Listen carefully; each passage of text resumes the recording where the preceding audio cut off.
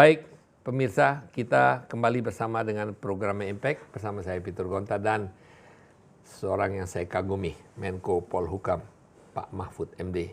Kita di sini ada satu pertanyaan dari Yeti Nurhayati. Saya ingin setelah ada Pak Mahfud MD di dalam pemerintahan, ada gebrakan-gebrakan dalam penegakan hukum, terutama rasa adil dalam penegakannya. Karena saya masih ingat sekali waktu Pak Mahfud hadir dalam talk show Ultah TV One dengan para tokoh yang dihadirkan oleh TV One sebelum beliau menjadi menteri statesman yang sangat mewakili keinginan masyarakat, yaitu bicara tentang rasa adil. Rasa adil. Iya. Jadi begini, pertama sekarang saya itu ada di eksekutif, di mana menegakkan hukum itu saya menjadi bagiannya di proses-proses awal, kemudian di proses eksekusi. Tapi proses peradilannya saya akan tidak ikut. Saya dulu memang selalu mengatakan begini, hukum itu belum tentu adil. Oleh sebab itu, hukum belum tentu adil. Belum tentu adil. Hukum itu pedoman-pedoman yang sifatnya abstrak, sedangkan keadilan itu konkretnya. Oleh sebab itu sering sekali hukum yang berupa pedoman itu tidak adil. Makanya waktu saya menjadi ketua MK, sering sekali saya membuat putusan yang keluar dari aturan hukum. Yang tidak ada boleh dalam hukum, tapi saya buat merasa adil. Merasa adil dan rakyat puas. Misalnya, ketika dulu saya di MK menyetel kaset kolusi antar pejabat penegak hukum, mulai dari kepolisian, kejaksaan, pengacara yang akan mengkriminalisasi orang, kan jelas sekali.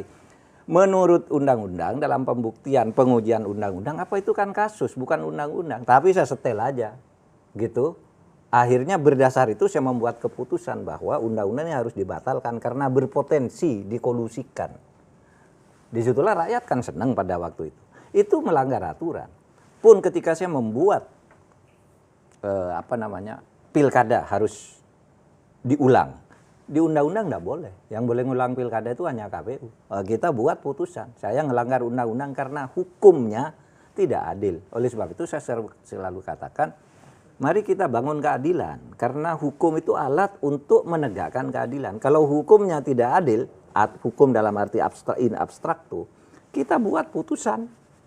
Jaksa juga harus kreatif, polisi juga harus kreatif untuk itu, gitu. Nah, kalau ikut hukum semata-mata dalam arti formal itu bisa dimain-mainkan, Mas Peter. Anda bisa pakai pasal ini, Pak Mahfud bebas. Kalau pakai pasal ini, itu dihukum. Mau bebas atau mau dihukum? Oh, saya mau bebas, bayar berapa? Kan gitu aja. Kalau mau pasal-pasal ya, kalau mau pasal-pasal. Tapi kalau mau moral, itu beda. Pak Menko, Pak Menko mengatakan tadi bahwa hukum itu di luar pemerintahan. Iya. Departemen proses hukum, penegakannya. Departemen Hukum dan Hak Asasi Manusia, menterinya di bawah presiden. Iya, tetapi itu dalam proses perumusan peran pembuatan hukum oleh presiden. Yang saya katakan tadi. Hakim-hakim di pengadilan itu di bawah siapa? Di bawah Mahkamah Agung. Dulu, zaman Pak Harto, agak terkendali karena zaman Pak Harto itu korupsi diatur betul. Hakim pada waktu itu di bawah Menteri Kehakiman. Sehingga takut pada Menteri Kehakiman. Sekarang hakim dibebaskan, independen menurut Undang-Undang Dasar. Karena bebas lalu main sendiri-sendiri kan. Apa perasaan seorang Mahfud MD dan Presiden Joko Widodo kalau melihat ada seseorang yang melakukan satu tindakan yang betul-betul menyakitkan dan kemudian oleh hukum, yaitu yudikatif, memberikan satu keputusan yang sangat tidak adil? Apa rasanya? Mengeluh Presiden. Jadi tahu rasa masyarakat. Saya sering diskusi dengan Presiden. Itu pernah duduk sama-sama ngobrol masalah ini? Oh, sering saya. Presiden kadang-kadang Pak Menteri, Pak Menko, itu gimana kok orang dituntut hanya sekian, kalau orang dihukum hanya sekian, Pak? Itu udah proses pengadilan, saya bilang. Saya juga sedih. Bapak juga enggak boleh ikut campur. Tugas Bapak menghadirkan terdakwa, bukan lalu menentukan hukumannya, menentukan. Ya, itu biar pengadilan. Kesannya pemerintah enggak serius, tapi orang sudah tahu kalau ahli hukum bahwa itu urusan pengadilan di mana presiden enggak boleh ikut. Itu presiden sering begitu. Kalau ada sesuatu panggil, gimana itu kok begitu hukumnya? Coba dong dikoordinasikan. Saya pernah juga diskusi masalah tanah. Mas Peter kalau tahu masalah tanah di Indonesia itu banyak ribuan kasus tanah itu udah menang di pengadilan tidak bisa dieksekusi. Banyak yang kalah juga. Itu mau menyelesaikannya gimana? Kadang-kala ini kebanyakan yang kalah rakyat kecil ya? Kebanyakan yang kalah rakyat kecil. Di Jakarta ini ada orang, waktu saya ketua MK, ada orang tanahnya hilang, diambil oleh pengembang gitu. Lapor ke polisi ditangkap, malah dihukum. Kenapa? Dia kata polisi, kamu menempati tanah orang secara tidak sah. Loh, saya sejak nenek moyang di sini katanya. Tapi sudah ada sertifikat atas nama pengembang. Lalu diusir dia. Karena maksa dihukum katanya nyerobot tanah orang. Padahal semua orang tahu dia di situ sejak ayahnya, kakeknya dulu. Nggak ada guna ombudsman ya? Belum ada gunanya. Mudah-mudahan ada gunanya ombudsman. Pertanyaan berikut. Hukum. Asik ya. Berat ini wawancara dengan Pak Mahfud. Hukum sita triliunan dipercepat. Bisa? Triliunan. 14 triliun, 10 triliun, 8 triliun. Apa Bapak maksudnya? yang tadi Bapak katakan itu diproses sedemikian rupa, kemudian disita untuk negara dulu. Sementara orang-orangnya yang nunggu, ada teman saya Pak sendiri, 180 miliar. Dia ditipu dan 1 sen pun tidak kembali. PKPU memberikan keputusan akan dikembalikan dalam waktu 7 tahun dan hanya 30%. Adil? Ya mungkin tidak adil ya, tetapi itu kan pengadilan. Pengadilan memutuskannya kadang-kala menurut pengadilan. saya. Iya kan pengadilan yang memutus. Adil. Iya, pengadilan, namanya pengadilan, tapi tidak adil. Kata orang itu sulit mencari keadilan di pengadilan. Ya orang yang merasa diperlakukan tidak adil. Tapi ginilah, agar kita tidak terlalu pesimis, ya kita alhamdulillah sudah punya pengadilan. Bisa rakyat bisa protes, bisa menggugat bahwa belum sempurna. Bahwa kita pun sering frustasi melihat itu, mari kita perbaiki pelan-pelan. Toh ini kan masih proses. Kita kan baru 75 tahun merdeka. Dulu konon Amerika juga menghadapi hal seperti ini sampai puluhan tahun untuk sampai sekarang seperti sekarang. Negara besar. Iya. Tidak mudah diatur. Tidak mudah. Pekerjaan rumah sangat tinggi. Kita sangat jangan besar. terlalu pesimis. Optimis saja Pak ya. Harus optimis. Apalagi kita melihat sekarang bahwa menteri sudah bisa berbicara demikian seperti terbuka. Kalau dulu ini nggak boleh merupakan menteri. satu kemajuan. Iya. Pak, di sini ada satu pertanyaan yaitu mengenai perbedaan-perbedaan daripada ras, suku dan agama. Kapan pemerintah bisa tegas terhadap kaum radikalis yang berlindung di balik agama?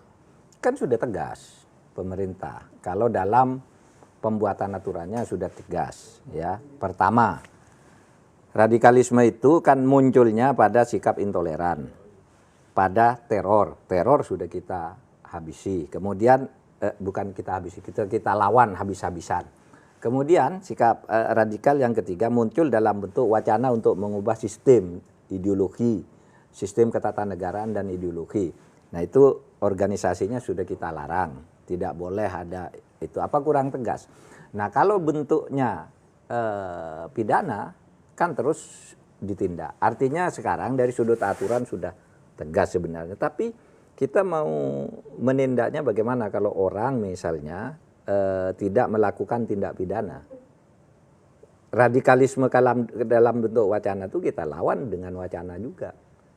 Melalui pendidikan, penyuluhan dan sebagainya. Tapi kalau sudah dalam bentuk kekerasan kan tidak ada yang dibiarkan. Malah dikatakan tindakan kita terhadap teroris itu sangat-sangat keras. Kan tidak ada kan teroris yang dibiarkan, dikejar sampai ke Radikalisme itu adalah satu pandangan. Ya pandangan. Belum tentu itu merupakan satu perbuatan yang sebetulnya perbuatan. Ya ada 3. Ya. Perbuatannya ada 3. Dari radikalisme itu, radikalisme satu pandangan bahwa ingin mengganti yang ini karena ini tidak cocok. Lalu ekspresinya dalam perbuatan sikapnya takfiri namanya, menyalahkan orang, intoleran.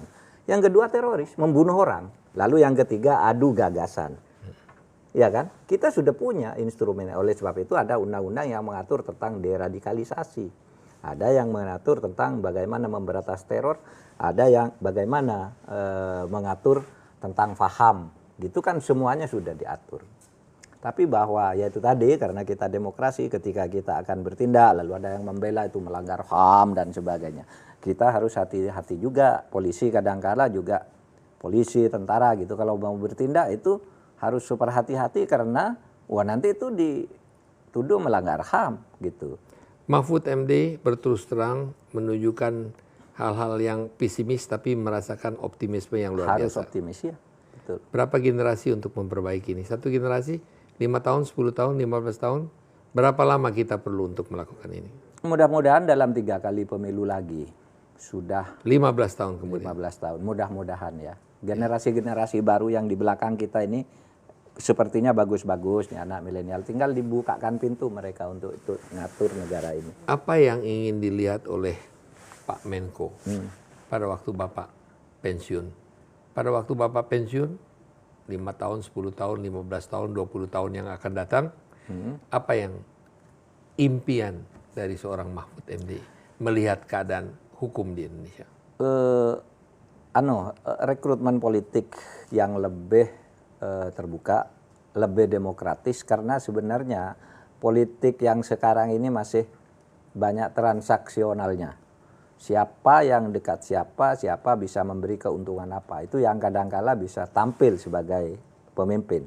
Nah mudah-mudahan ke depannya ini semakin berkurang. Pada saat saya nanti berhenti dari jabatan, mudah-mudahan itu sudah berkurang sehingga generasi berikutnya tuh ibarat gelombang lebih keras lagi untuk membawa kita. Saya belum melihat Pak Mahfud akan berhenti dan kapan, buat saya pun menjadi pertanyaan.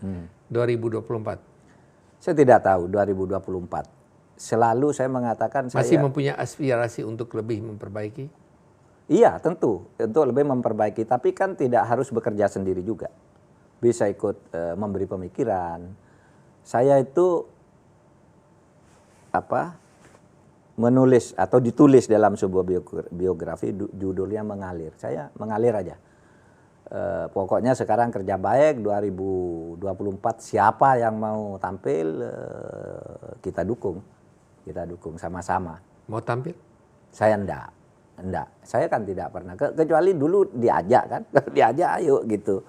Tapi saya enggak pernah merencanakan, wah saya mau tampil begini, enggak lah. Ini kan banyak yang potensial dan masih muda dan bagus. Yang kira-kira di bawah 60 lah, kan masih banyak ini. Saya udah 63, Pak Peter. Masih muda. Tahun 2024 sudah 67 lah. Presiden Reagan menjadi presiden umur 70 tahun. Iyalah Mahathir juga. 90 tahun. Iya. Justru. Jadi umur bukan merupakan batasan kalau memang ingin melakukan sesuatu perbaikan bagi bangsa dan negara. Tentu.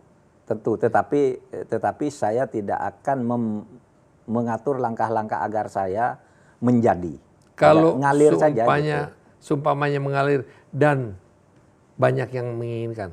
Kita lihat nanti besok, realistis enggak keinginan itu. Dan apakah saya mampu di dalam usia itu. Kadang-kala sekarang ini kan saya sudah berpikir, sekarang ini sejak umur 60 lebih gitu, ya lebih lebih kalem lah. Kalau dulu kan meledak-ledak gitu. Sekarang paham bahwa situasi ini harus dihadapi dengan lebih sabar gitu. Pertanyaan terakhir. Nah. Istri, ibu di rumah melihat Pak, ini pertanyaan terakhir betul. Istri melihat Pak Mahfud di TV dan berbicara secara lantang dan ya itu sudah menjadi kebiasaan yang dilihat oleh banyak orang.